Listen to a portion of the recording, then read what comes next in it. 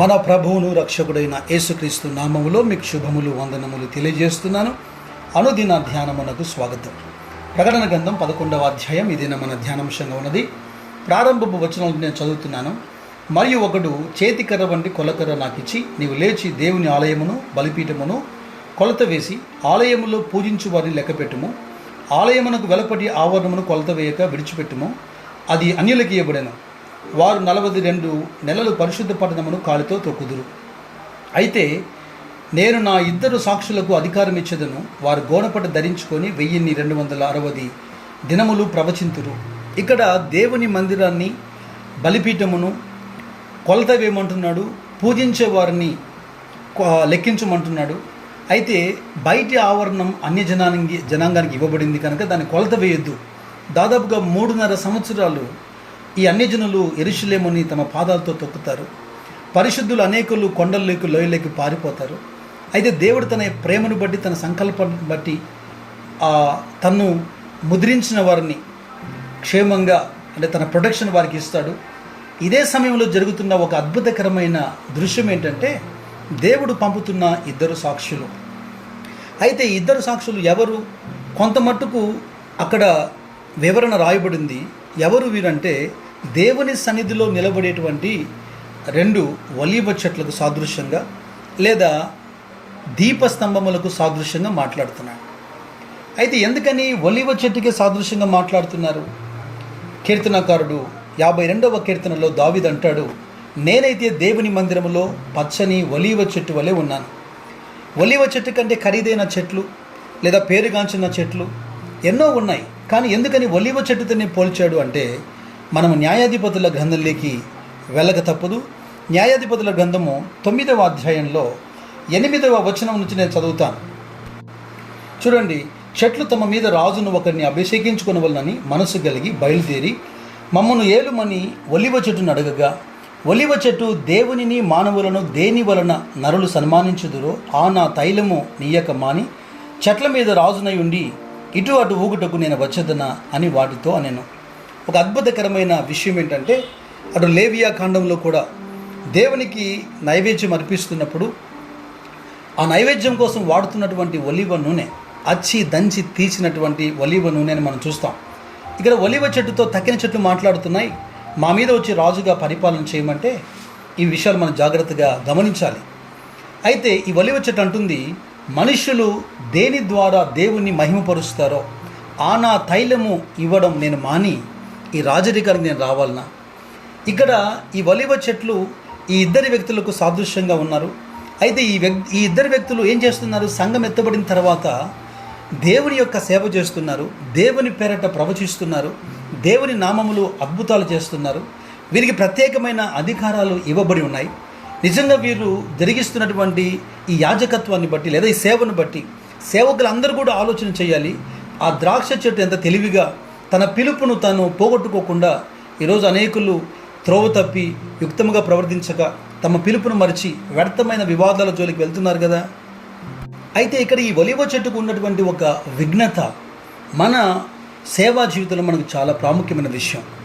ఈ ఒలీవ చెట్ల యొక్క వివరణ, ఈ 2 మనుషులకు వివరణ మరింతగా మనం జకర్యా గ్రంథంలో కూడా చూడగలుగుతాం. 4వ అధ్యాయంలో 11 నుంచి 14 వచనాలు మనం చూస్తే, దీపస్తంభమునకు ఇరుపక్కల నుండి ఈ 2 ఒలీవ చెట్లు ఏమిటివనియు, 2 బంగారపు కొమ్మలలో నుండి సువర్ణ తైలము కుమ్మరించు ఒలీవ చెట్లకున్న 2 కొమ్మలను ఏమిటనియు నేను అతను అడగగా, అతడు నాతో, ఇవేమిటని నీకు తెలియదా? నేను నా ఏలినవాడ, నాకు తెలియదని నేను అనగా అతడు, వీరిద్దరూ సర్వలోకనాథుడకు యెహోవా యొద్ద నిలవబడుచు తైలము పోయువారై ఉన్నారనెను. ఒలీవ చెట్ల నుండి వచ్చేటువంటి ఆ ఒలీవ పండ్లను లేదా ఆ ఒలీవ కాయల్ని ఎప్పుడైతే మనం క్రష్ చేస్తామో, దాన్ని మనము మెత్తన చేస్తామో, అందులో నుంచే కదా నూనె తీయబడుతుంది. ఇప్పుడు ఈ సువర్ణ తైలము కుమ్మరించు ఒలీవ చెట్లకున్న 2 కొమ్మలు, అక్కడ దీపస్తంభం ఉంది, దానిపైన దీపం వెలుగుతుంది.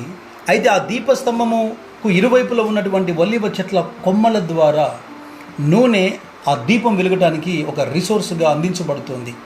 దైవజనుడైన వాడు, ప్రత్యేకంగా సేవకులైన వారు ఈ ఒలీవ చెట్టు వలె తాము మెత్తన చేయబడి శ్రమల కోల్మికుండా వెళ్తున్నప్పటికీ కూడా ఈ తైలమని అభిషేకమును వారు ప్రొడ్యూస్ చేస్తూ నిజంగా దేవునికి సేవ జరిగించాల్సిన ఆవశ్యకత మనకి ఇక్కడ జ్ఞాపకం వస్తూ ఉంది.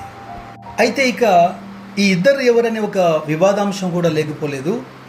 చాలా భిన్న అభిప్రాయాలు ఉన్నాయి. అయినా కూడా అంశం ఒకటి మనం బాగా అర్థం చేసుకోవాలి. ఈ ఇద్దరు ఎవరు అని ఆలోచిస్తే వీరికున్న అధికారాలు కొంత మనకు సమాచారాన్ని ఇస్తున్నాయి. వారికి ఇవ్వబడిన ప్రత్యేకమైన అధికారాలు ఏంటంటే, తాము ప్రవచించు దినములలో వర్షము కొరవకుండా ఆకాశమును మోయుటకు వారికి అధికారము గలదు. మరియు వారికి ఇష్టమైనప్పుడల్లా నీళ్లు రక్తముగా చేయుటకు, నానా విధమైన తెగుళ్లతో భూమిని బాధించుటకు వారికి అధికారము గలదు. కనుక అనేకమైన భక్తులు గతంలో తమ అభిప్రాయాన్ని వెల్లడిపరిచారు. ఈ మాటల్ని బట్టి మనము సాధారణంగా 3 గుంపులను ఇక్కడ ఎక్కువగా ఆలోచన చేస్తున్నాం. మొదటిది మోషే, ఏలియా ఉండవచ్చని.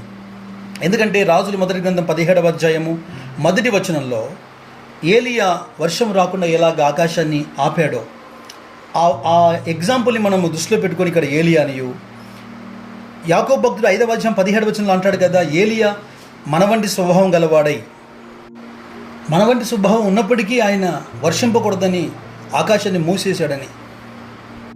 ఇక మోసెస్ అని ఎందుకు అంటున్నామంటే, ఐగుప్తులో మోషే అద్భుతాలు చేసి అనేక తెగుళ్ళు ఐగుప్తు మీదకి తీసుకొచ్చినట్టు మనం చూస్తున్నాం కనుక కొంతమంది మోషే, ఏలియా అంటున్నారు. అయితే మరికొంతమంది ఏమంటున్నారంటే ఏలియా, హనూక్ అంటున్నారు. ఏలియా, హనూక్ అనే దానికి కూడా ఆధారాలు ఉన్నాయి. అయితే ఏలియా, హనూక్ అని ఎందుకు అంటున్నారంటే, ఏలియా యొక్క అనుభవాన్ని మనం చూసాం. అయితే హనూకు కూడా మరణం చూడలేదు కనుక, హెబ్రీ గ్రంథకర్త అంటాడు కదా 11వ అధ్యాయం 5వ వచనంలో, ఏలియా హనూకు మరణం చూడకుండా దేవుని ద్వారా కొనిపోబడ్డాడు. అతడు సాక్ష్యం పొందినవాడు. ఏలియా కూడా అగ్నిరథముల చేత కొనిపోబడ్డాడు. కనుక ఈ ఇద్దరికి మరణం లేదు కనుక, మరి ప్రతి వ్యక్తి మరణించాల్సినటువంటి అవసరం ఉంది కనుక, రక్తమాంసములు పరలోక రాజ్యాన్ని స్వతంత్రించుకోలేవు, తప్పకుండా మరణించాలి. కనుక వీరిద్దరిని దేవుడు పంపాడు అని ఏలియా, హనూకులు అంటున్నారు. ఇక 3వ అభిప్రాయానికి వస్తే మరికొందరు ఏలియా, బాప్తీసం ఇచ్చే యోహాను అంటున్నారు. ఏలియా అయితే కామన్గా ఉన్నాడు 3 చోట్ల. కానీ బాప్తీసం ఇచ్చే యోహాను, ఈ యోహాను గురించి శిష్యులు ఎవరితోని అడిగినప్పుడు ప్రభు అంటాడు కదా, ఏలియా ఆత్మ కలిగిన వాడు. పాత నిబంధన కాలంలో ప్రవక్త అయిన ఏలియా ఎంత రోషంగా దేవునికి సేవ చేశాడో, ఆకాశం నుంచి అగ్నిని కురిపించాడో, మరి బయలు ప్రవక్తలు ఎదుట తాను రోషంగా ఎలా నిలబడ్డాడో, అటువంటి రోషము కలిగి, అటువంటి ఆత్మ కలిగి హతసాక్షిగా మార్చబడినటువంటి బాప్తీసం ఇచ్చే యోహాను అయి ఉంటాడని మరికొందరు అంటారు. అయితే ఈ 3 అభిప్రాయాలలో, 3 పోలికలలో ఎక్కువగా మోషే, ఏలియా అయి ఉండే అవకాశమే ఉంది. ఎందుకంటే వారు చేస్తున్నటువంటి సూచక్రియలు, అద్భుతాలు గతంలో కూడా వారు చేసినవి కనుక ఆ పోలిక సరైందని మనం అనుకోవచ్చు. రూపాంతరం కొండ మీద మరి మోషే, ఏలియాలు కూడా మనకు కనపడతారు కనుక ఆ ఎగ్జాంపుల్ కూడా కొంత మనకు ఆధారంగా అనిపిస్తుంది ఈ అంశానికి. అయితే ఇక్కడ ఒక ప్రాముఖ్యమైన విషయం ఏంటంటే, ఈ మోసే, ఏలియా అయినా కావచ్చు, లేదా ఏలియా హనుకైనా కావచ్చు, లేదా ఏలియా బాప్తీసం ఇచ్చే యోహాను కావచ్చు, ఇక్కడ మనుషులు ఎవరు అన్నది ప్రాముఖ్యం కాదు. దాని వలన మనకు ప్రయోజనము లేదు, నష్టము లేదు. అయితే ఆ ఇద్దరు వ్యక్తులు చేస్తున్న పని, వారు చేస్తున్న కాలమే చాలా ప్రాముఖ్యమైంది. ప్రకటన గ్రంథం 11వ అధ్యాయంలో 7వ వచనం చూడండి. వారు సాక్ష్యం చెప్పుట ముగింపుగానే అగాధంలో నుండి వచ్చు క్రూర మృగం వారిని యుద్ధం చేసి జయించి వారిని చంపును. వారి శవములు ఆ మహాపట్టణము సంత వీధులు పడియుండును. వానికి ఉపమాన రూపముగా సొదొమనియు ఐగుప్తనియు పేరు. అతడు వారి ప్రభు కూడా సిలువేయబడెను. మరియు ప్రజలకును వంశములకును ఆయా భాషలు మాట్లాడే వారికిని జనములకును సంబంధించిన వారు 3 దినములన్నర వారి శవములను చూచుచు వారి శవమును సమాధిలో పెట్టనివ్వరు. ఎంత ఆశ్చర్యం చూడండి. ప్రజలు ఈ ఇద్దరు వ్యక్తులు చనిపోయినందుకు సంతోషపడతారట, ఒకరికొకరు బహుమానాలు పంచుకుంటారట. ప్రపంచంలో ఉన్న ప్రజలందరూ, అన్ని దేశ నివాసులు ఆ ఇద్దరు శవాలు అలా రోడ్డు మీదనే 3.5 దినాలు పడి ఉండడం చూస్తారట. వేల సంవత్సరాల క్రితం. ఈరోజు ఇంత టెక్నాలజీ పెరిగిపోయింది, మీడియా పెరిగిపోయింది, ఎక్కడ చూసినా మీడియా లవ్ పెడుతున్నారు. దేవుడు అనంత జ్ఞాని కనుక ఇన్ని సంవత్సరాల తర్వాత జరగబోయే అంశాన్ని ముందుగానే రాసి పెట్టాడు. ఇలాగా ప్రజలను శ్రమ పెట్టిన, వాస్తవంగా దేవునికి వ్యతిరేకంగా ప్రజలు జీవించారు కనుక దేవుని తీర్పులు వారి మీదకి వచ్చాయి. కానీ ఇద్దరు ప్రవక్తలను వారేమనుకుంటున్నారంటే, దేశంలో నీళ్లను రక్తంగా మార్చేస్తున్నారు, తెగుళ్ళు తీసుకొస్తున్నారు, మరి నోటి నుంచి అగ్నిని పంపి మనుషులను చంపేస్తున్నారు, ఆకాశాన్ని మూసేస్తున్నారు, మమ్మల్ని హింసించారు కనుక వీళ్ళ చావు మాకు సంతోషం అన్నట్టుగా సంతోషపడతారు. అయితే వారి సంతోషం ఎంతో కాలం కొనసాగదు. మీరు 11వ వచనం గమనించండి. అయితే 3 దినములన్నర ఆయన పిమ్మట దేవుని యొద్ద నుండి జీవాత్మ వచ్చి వారిలో ప్రవేశించిన గనుక వారు పాదములు ఊని నిలిచిరి, వారిని చూచిన వారికి మిగుల భయము కలిగెను. యెహెజ్కేలు గ్రంథం 37వ అధ్యాయం 5వ వచనంలో జీవాత్మ రమ్మని ప్రవచింపగా ఎండిన ఎముకల్లో జీవాత్మ వచ్చి ఆ ఎముకలన్నీ కూడా ఒకదానితో ఒకటి అతికి ఒక మహాసైన్యంగా మారినట్టే చనిపోయిన ఈ ఇద్దరు వ్యక్తులు 3.5 దినాలు వారి శవాలు అలా వీధులు పడి ఉంటాయి. ఎవరు సమాధి చేయరు. అయితే ఆ 3.5 దినాల తర్వాత వారు లేచి నిలబడతారు. పైకి రమ్మని వాళ్ళు పిలువబడతారు. అందరూ చూస్తుండగా వారు ఆరోహణమే వెళ్ళిపోతారు. ఇది గమనించిన వారు మిక్కిలి భయపడతారు. ఎప్పుడైతే ఆ విధంగా వాళ్ళు ఆరోహణమే వెళ్ళిపోతున్నారో ఆ గడియలోనే గొప్ప భూకంపము కలిగినందున ఆ పట్టణంలో 10వ భాగం కూలిపోయెను. ఆ భూకంపం వలన 7,000 మంది చచ్చిరి. మిగిలిన వారు భయాక్రాంతులై పరలోకపు దేవుని మహిమపరిచిరి. అగాధములో నుండి పైకి వస్తున్నటువంటి ఈ క్రూర మృగం ఇదేదో జంతువు కాదు, కానీ మరి ప్రకటన గ్రంథం 13వ అధ్యాయం 1వ వచనంలోను 17వ అధ్యాయం 8వ వచనంలోను వ్రాయబడినటువంటి ఈ మృగము ఒక రాజు. క్రీస్తుకు వ్యతిరేకముగా ఒక యాంటీ క్రైస్ట్గా వీడున్నాడు. వీడే దేవుని నామములు ప్రవచిస్తూ దేవుని ద్వారా అద్భుతాలు చేస్తున్న ఆ ఇద్దరి ప్రవక్తలతో యుద్ధం చేసి వారిని చంపేస్తారు. అయితే మనం ధ్యానిస్తున్న ఈ అంశాలన్నీ 6వ దూత బూర ఊదిన ముగింపు విషయాలు. ఇంకా 7వ దూత బూర ఊదలేదు.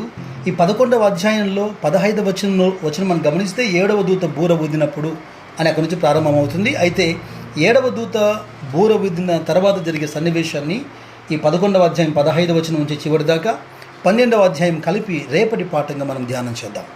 అయితే ఈ అధ్యాయం నుంచి మనం నేర్చుకుంటున్నటువంటి ఆధ్యాత్మికమైన పాఠం ఏంటంటే, దేవుని మందిరంగా మనం కట్టబడాలి. మందిరానికి కొలత వేశాడు కదా, కొలత వేసి దేనైనా మనం ఎప్పుడు కొలత వేస్తాం, ఒక స్థలాన్ని ప్రొటెక్ట్ చేసేదానికి, స్వాస్థంగా పొందిన దానికి కొలత వేస్తాం.